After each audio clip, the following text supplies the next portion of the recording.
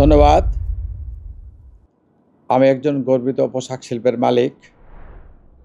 আমি পোশাক শিল্পের মালিক হিসেবে আজকে আগামী নির্বাচনকে সামনে রেখে এই কথাই বলতে চাই।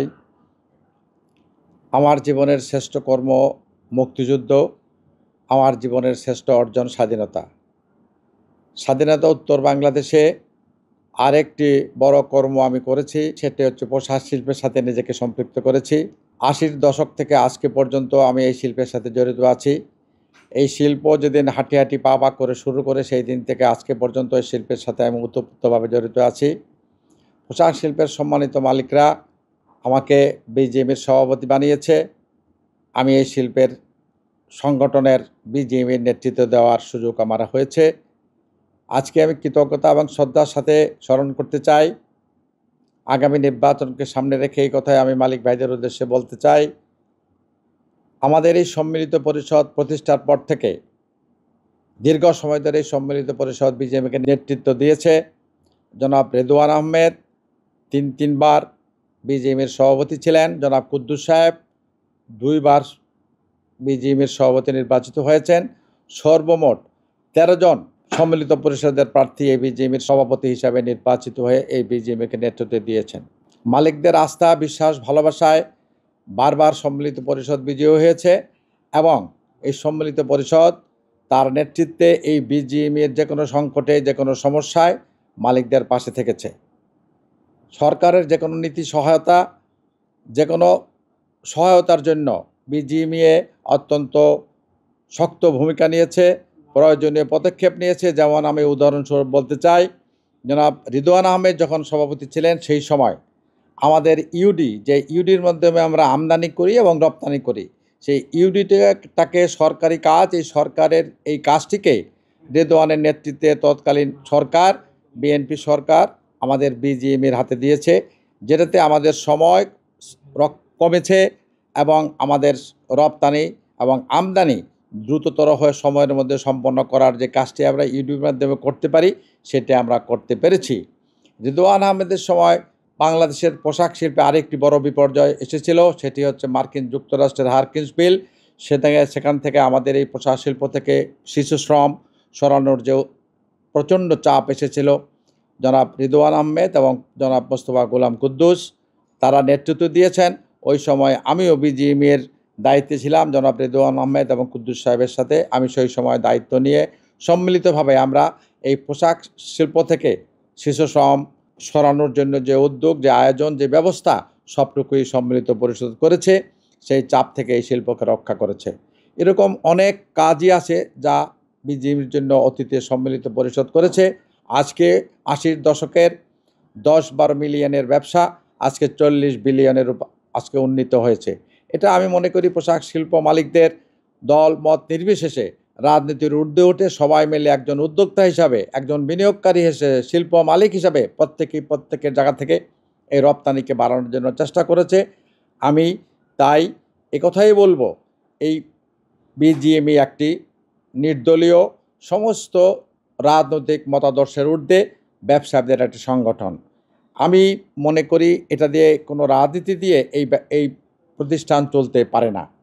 বিদেশি ক্রেতারা আমার রাজনৈতিক পরিচয়ে আমার কারখানায় কোনো অর্ডার দিয়ে থাকেন না। তারা আমাদের অর্ডার দিয়ে থাকেন আমার ফ্যাক্টরির কোয়ালিটি, আমার ফ্যাক্টরির কমপ্লায়েন্স যদি থাকে, আমি যদি মানসম্মত পণ্য উৎপাদন করতে পারি, তাহলে আমার ক্রেতারা আমাকে অর্ডার দিয়ে থাকেন। আমি কোন রাজনৈতিক দলের কত বড় নেতা সেই পরিচয়ে কখনো কোনো অর্ডার কোনো ক্রেতা দিয়ে থাকেন না। তাই আমি বলবো, একজন সফল উদ্যোক্তা হিসাবে, একজন ভালো মালিক হিসাবে, একজন ভালো কারখানার প্রতিষ্ঠাকারী মালিক হিসাবে আমরা যদি ঠিকমতো কারখানা পরিচালনা করতে পারি, সেটাই আমাদের বড় পরিচয়।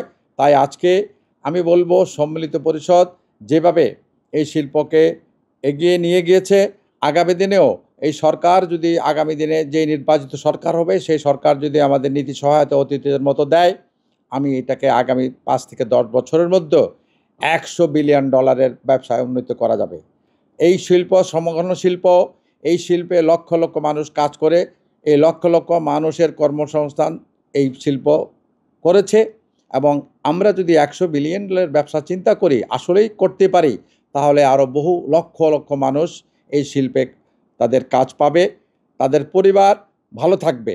বিশেষ করে এই শিল্পের বিশেষত্ব হলো এখানে নারী শ্রমিকের সংখ্যা অনেক বেশি।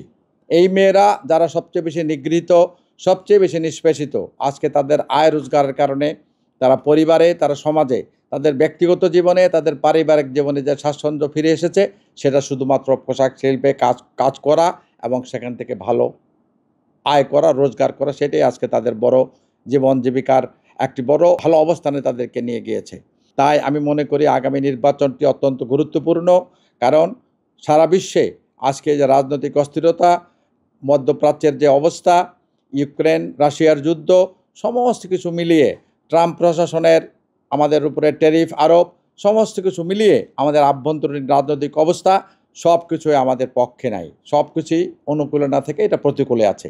এই প্রতিকূল অবস্থার মধ্যেও আমরা পোশাক শিল্পের মালিকরা অতীতের মতো সমস্ত সংকট সমস্যাকে পাশ কাটিয়ে আমাদের এই অভীষ্ট লক্ষ্যে পৌঁছানোর জন্য আগামী 31 তারিখ আমাদের নতুন বিজিএমের নেতৃত্ব নির্বাচন করব। আমি আশা করি অতীতের সমস্ত কর্মকাণ্ডের বিবেচনায় আগামী দিনেও সম্মিলিত পরিষদকে পোশাক শিল্পের সম্মানিত মালিক ভাই বোনেরা আমাদের সহায়তা করবেন, আমাদের ভোট দিবেন, আমাদের পূর্ণ প্যানেলে ভোট দিয়ে আমাদেরকে বিজয়ী করবেন, যাতে অতীতের মতো ভবিষ্যতেও আমরা এই লক্ষ্য পূরণে তাদের পাশে থাকতে পারি, তাদের সমস্যায়, সংকটে, অসুবিধায়, ভালো মন্দে আমরা তাদের পাশে থাকতে পারি, সেই প্রত্যাশা আমি করব। তার সাথে সাথে আমি এই কথাও বলতে চাই যে এই শিল্পে শ্রমিক মালিক সম্পর্কের জন্য আমাদের শ্রমিক নেতৃবৃন্দ যারা শ্রমিকদের সাথে কাজ করেন তাদেরও একটা ভূমিকা আছে। এই শিল্প সঠিকভাবে সুন্দরভাবে চালাতে গেলে আমি মনে করি শ্রমিক মালিক সম্পর্কটাও অত্যন্ত গুরুত্বপূর্ণ। এই শ্রমিক মালিক সম্পর্ক ঠিক রাখার জন্য সম্মানিত শ্রমিক নেতৃবৃন্দও ভূমিকা রাখতে পারেন। আমাদের বুদ্ধিজীবী মহল, আমাদের মিডিয়া সব সময় আমাদের সংকটের সমস্যায় আমাদেরকে পথ দেখিয়েছেন, আমাদেরকে পরামর্শ দিয়েছেন।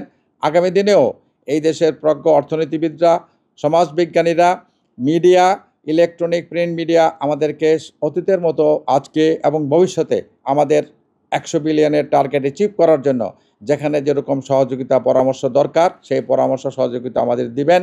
এবং সবশেষে আমি এই কথা বলবো, আমাদের পোশাক শিল্পের সম্মানিত মালিক ভাই বোনেরা আগামী 31 তারিখ সম্মিলিত পরিষদকে পূর্ণ প্যানেলে ভোট দিয়ে অতীতের মতো আগামীতেও আমাদের এই বিজিএমের দায়িত্ব নিয়ে আপনাদের সেবা করার সুযোগ দিবেন, এই আহ্বান জানিয়ে আমি আপনাদের সহযোগিতা চেয়ে আমি আমার বক্তব্য শেষ করলাম। আল্লাহ হাফেজ।